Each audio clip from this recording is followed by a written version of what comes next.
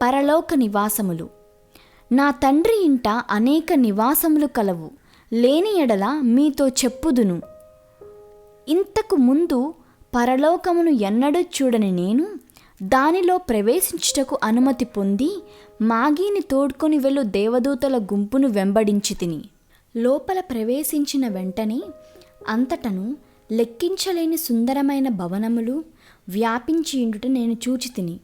ఆ నివాస స్థలములు రాతితోనైనను మట్టితోనైనను కట్టబడినవి కావు, వాటిని ముట్టి తెలుసుకొనలేము. అవి స్ఫటికము వలె స్పష్టముగా కనబడెను.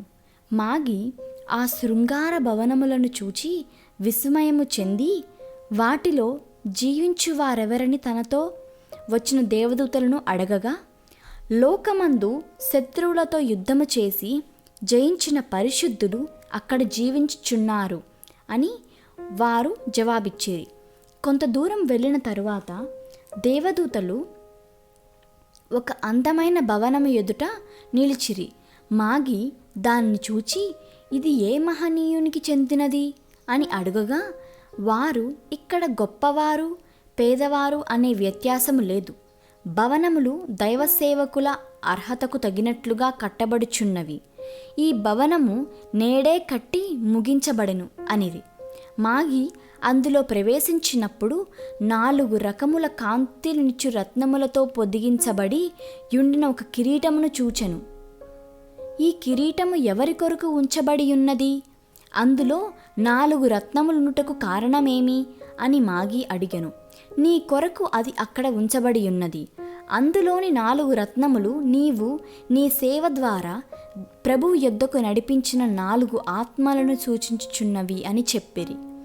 మాగి దానిని విని ఆనందభరితురాలై ప్రభువు నామ మహిమార్థముగా పాటలు పాడుచుండెను.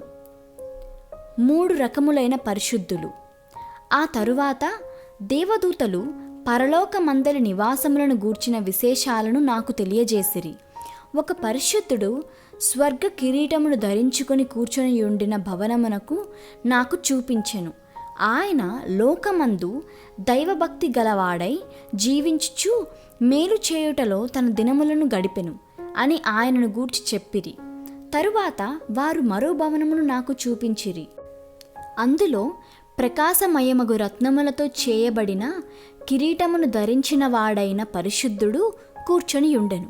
దూత అతనిని చూపించి నాతో, ఈయన పరిశుద్ధమైన జీవితమును జీవించుటయే కాక అనేక ఆత్మలను రక్షణలోకి నడిపించెను.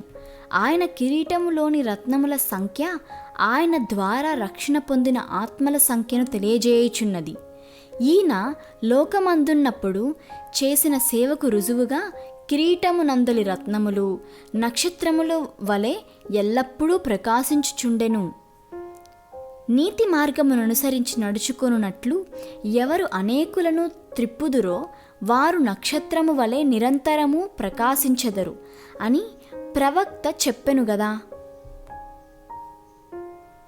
తరువాత నాకు మరో భవనమును చూపించిరి. అందులో ఒకడు తన దేహమంతయు ప్రకాశమయమైన రత్నములతో నిండిన వాడై కూర్చొనియుండెను. ఆయన క్రీస్తు కొరకు హతసాక్షిగా మరణించిన పరిశుద్ధులలో ఒకడు.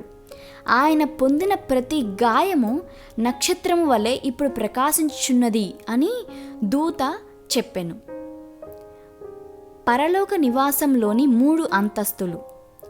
పరలోక నివాసములో కొన్ని ఆత్మల సంచారము లేనివిగాను, కొన్ని సంపూర్ణము కానివిగాను, కొన్ని కేవలం పునాది మాత్రము చేయబడినవిగాను కనబడెను. అవి అలాగు యుండుటకు కారణమేమని నేను దూతలను అడిగితిని.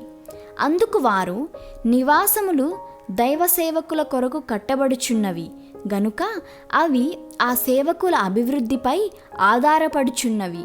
నీవు చూచుచున్న అసంపూర్ణమైన నివాసములు ఇంకను లోకమందు యుద్ధము చేయు సేవకుల కొరకు అమర్చబడుచున్నవి అని వారు జవాబిచ్చిరి. ఆత్మల సంచారము లేని మరో భవనమును నేను చూపించి, ఎందుకు అందులో ఎవరునూ లేరు అని అడుగగా, ఆ భవనము ఎవరి కొరకు కట్టబడుచున్నదో అతడు నేడే తన పరుగును ముగించుకొని పరలోకమునకు వచ్చుచున్నాడు అని దూతలలో ఒకడు నాకు చెప్పెను. అంతలో ఒక ఆత్మను దేవదూతలు ఆ భవనమునకు తోడుకొని వచ్చుట నేను చూచితిని. భూమి మీద మన గుడారమైన ఈ నివాసము శిథిలమైపోయినను చేతి పని కాక దేవుని చేత కట్టబడినదియు నిత్యమైనదియునైన నివాసము పరలోకమందు మనకున్నదని ఎరుగుదుము.